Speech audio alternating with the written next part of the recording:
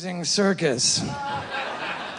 So I had to borrow $20 to afford a Greyhound bus ticket to get back to my sister's house and hang my fancy clown costume in the closet while it did nothing.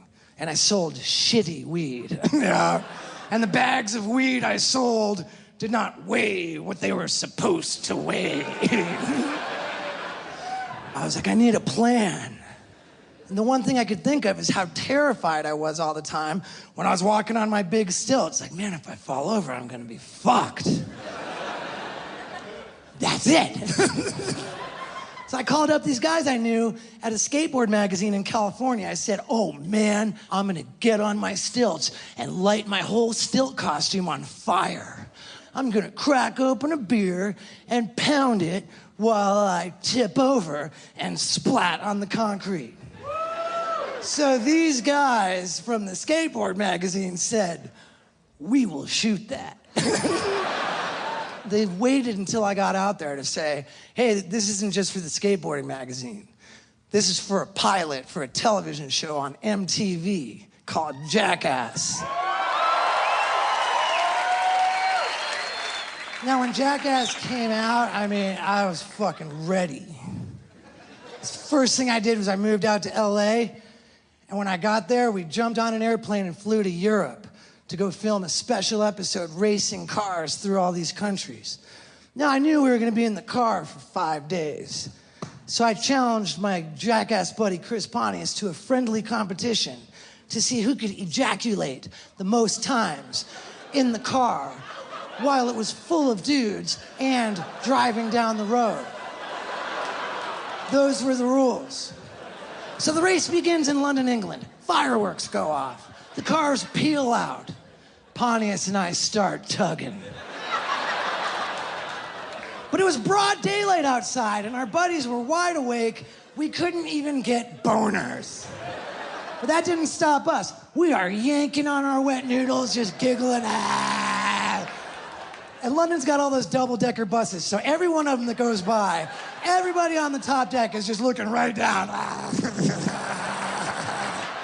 And we just wouldn't quit. We're literally sweating profusely, just drenched. I gave myself an abrasion. We got to the coast of England, drove the car onto a train, which went underneath the ocean and spit us out into France. Still jacking. Carjacking.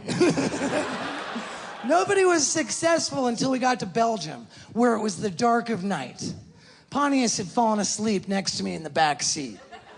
Johnny Knoxville is asleep in the passenger seat in front of me.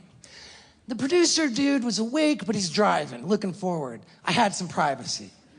I was able to take myself on a date. And it's working, and I can feel it, and there is so much power behind that load after all of that tugging and trying. When I finally blasted it into that car window, it's a wonder I didn't break the fucking thing. I mean, it was like I shot it with a bunch of paintballs. Just bow, bow, bow, bow. It was incredible, and I couldn't believe it. I just woke up Johnny Knoxville. Dude, Knoxville, get up. Grab the camera, man. Film this. I wanted him to hurry before it all drizzled down too far, you know? And so Knoxville's just filming all this cum, panning across it while he asks, what's that on the window, Steve O? And when he gets to me, I go, I don't know. Yeah. So we filmed load after load. Pontius, what's that on your race suit? Beats me. And MTV didn't end up showing a single one. There were 8 of them, by the way. We were tied 4 loads apiece. But it wasn't long before I earned myself a reputation as a guy who would do fucking anything, back out of nothing. But then we're filming the first movie, and I'm supposed to shove a toy car up my ass. I had put things in my butt. Fireworks, chicken, fish. I would never do that again because I'm a vegan now, right? But I had never really popped my butt cherry.